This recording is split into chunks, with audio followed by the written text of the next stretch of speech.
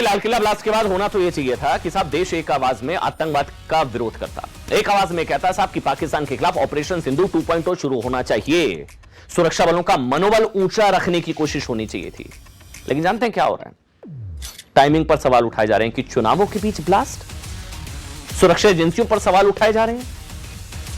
यह कहा जा रहा है कि Lal Qila blast intelligence failure की वजह से हुआ, इंटेलिजेंस फेलियर था, 2900 किलो विस्फोटक पकड़ लिया एजेंसीज ने। यहां ये लोग कह रहे हैं कि इंटेलिजेंस फेलियर था। कुछ राजनीतिक पार्टियों के लिए मौका सरकार को घेरने का, कोसने का, गृह मंत्री का इस्तीफा मांगने का है।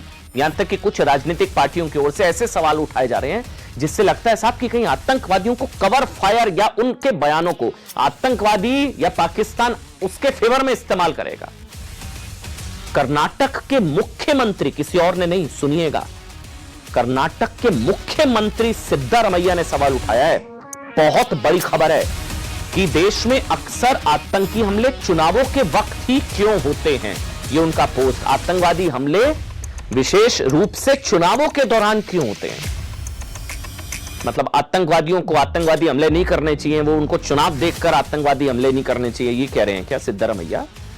आप सोचिए, चुनावों से वो पोस्ट है, देश में आतंकवादी हमले विशेष रूप से चुनावों के दौरान क्यों।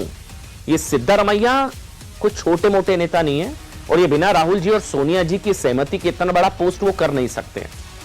चुनावों के वक्त ही क्यों होते हैं? क्योंकि पुलवामा को लेकर राहुल गांधी ने भी सवाल पूछा था पुलवामा के दौरान। मुझे याद है कि पुलवामा से किससे फायदा हुआ, यह राहुल गांधी ने पोस्ट किया था। खुद सोचिए सिद्धारमैया के इस बयान से किससे फायदा होगा और किस पर उंगलियां उठेंगी। क्या पाकिस्तान इस बयान को अपने हक में इस्तेमाल नहीं करेगा? इससे पहले लाल किला ब्लास्ट पर तंज कसते हुए अखिलेश यादव ने कहा था कि पता करो कहीं चुनाव है क्या।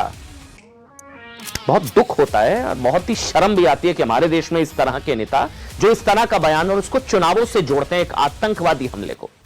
साहब, इसके अलावा अलग अलग नेताओं ने ऐसे ऐसे बयान देने शुरू कर दिए जो कम से कम सुरक्षा एजेंसियों के पक्ष में नहीं है। सबसे बड़ा बयान दिया अबू आसिम आजमी, अखिलेश यादव के बहुत बड़े नेता हैं। अखिलेश यादव के किसी को झूठा ना पकड़े। अबू आसिम आजमी कह रहे हैं कि दोषियों के खिलाफ सख्त कार्रवाई हो, लेकिन कोई झूठा नहीं पकड़ना चाहिए किसी को।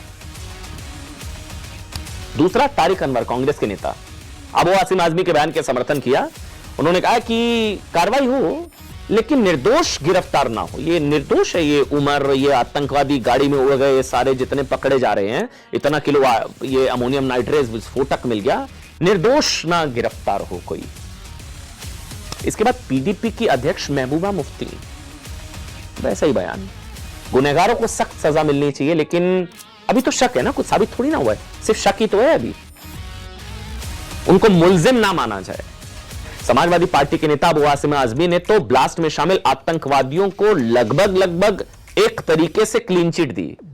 कह रहे हैं कि जुल्म और नाइंसाफी की कोख से आतंकवाद पैदा होता है। ये जुल्म और नाइंसाफी की कोख से, कट्टरता की कोख से आतंकी पैदा होते हैं अबू आसिम आजमी। ये नाइंसाफी, जुल्म की कोख से आतंकवाद पैदा होता है, ये टेररिज्म को लेजिटिमाइज करने वाली स्टेटमेंट है। मतलब अबू आसिम आजमी के मुताबिक दिल्ली में हुआ ब्लास्ट जुल्म और नाइंसाफी के खिलाफ उठाया गया कदम है। मतलब क्या समाजवादी पार्टी के अध्यक्ष अखिलेश यादव भी ऐसा मानते हैं, जिन्होंने धमाके के फौरन बाद इसे बिहार चुनाव की तारीखों से जोड़ दिया? अबू आसिम आजमी और उनके जैसे सोच वाले नेताओं को यह समझना चाहिए कि दिल्ली ब्लास्ट में मोहसिन की भी मौत हुई है। यानी आतंकवादी किसी के सगे नहीं है, किसी को मजहबी डिस्काउंट नहीं देते हैं। आप उनको तुष्टीकरण का डिस्काउंट दे देंगे, लेकिन आतंकवादी आपको मजहब का डिस्काउंट नहीं देते हैं किसी को। उसके बावजूद ये कहना कि आतंकवाद की वजह जुल्म और नाइंसाफी है, ये जुल्म और नाइंसाफी हम आपको बताएं, ये 1-1 करोड़ खर्च करके डॉक्टर की पढ़ाई कर रहे हैं, डॉक्टर बन रहे हैं, भारत सरकार के सारी सुविधाओं का भोग कर रहे हैं, ये जुल्म और नाइंसाफी से पीड़ित हैं। ये आतंकवादियों के लिए सहानुभूति बटोरना नहीं है। ये सवाल तो जरूर उठता है। सुनिए, आपको भरोसा नहीं होगा इस बयानों पर।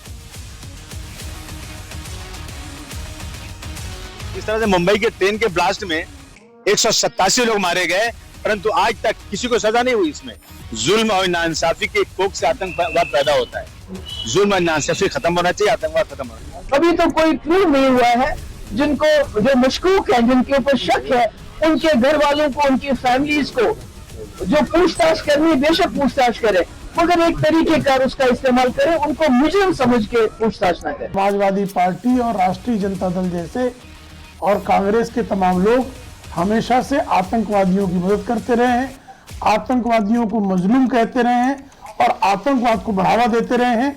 दिल्ली बम कांड के बाद भी निर्दोष नागरिकों के प्रति उनके मन में संवेदना होने की बजाय वो आज भी आतंकवादियों के साथ खड़े हैं।